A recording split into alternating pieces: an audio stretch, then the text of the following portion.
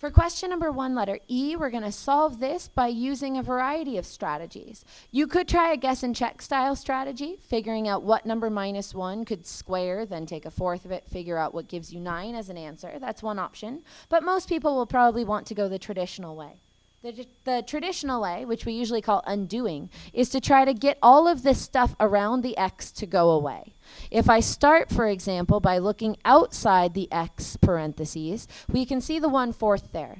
To get rid of a 1/4, we will multiply by its reciprocal, which is 4/1, on both sides. The 1/4 times 4/1 is going to cancel itself out, leaving me with x minus 1 squared. And then, of course, on the right-hand side, we have 9 times 4/1, which is really 36. Now that we've gotten rid of the fraction, we now need to think about getting rid of the next outside part, which is the square. The opposite of square is a square root, so we can square root both sides.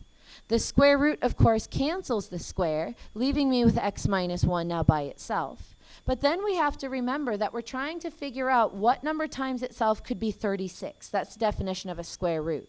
Technically, there are 2 numbers that I could multiply times themselves to get 36. We know that positive 6 times positive 6 works, but we also know that negative 6 times negative 6 works. So since there are 2 possibilities here that could have given me 36, we consider both of them by including that plus or minus symbol.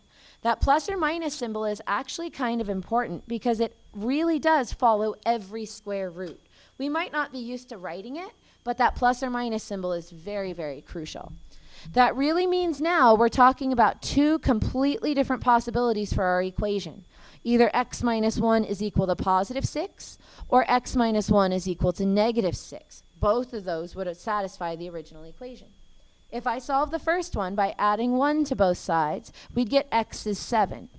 When that gets plugged back into the equation, we can see that makes sense. 7 minus 1 is 6, 6 squared is 36, and 36 divided by 4 is 9. If I go back and consider the other possibility, I could add 1 to both sides, which would give me x equals negative 5.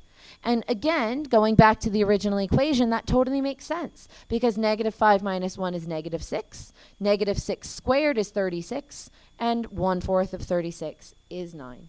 So again, 2 possible answers here, both of which we can get by doing algebra, as long as we remember that the square root of 36 really does have 2 possibilities, both positive and negative.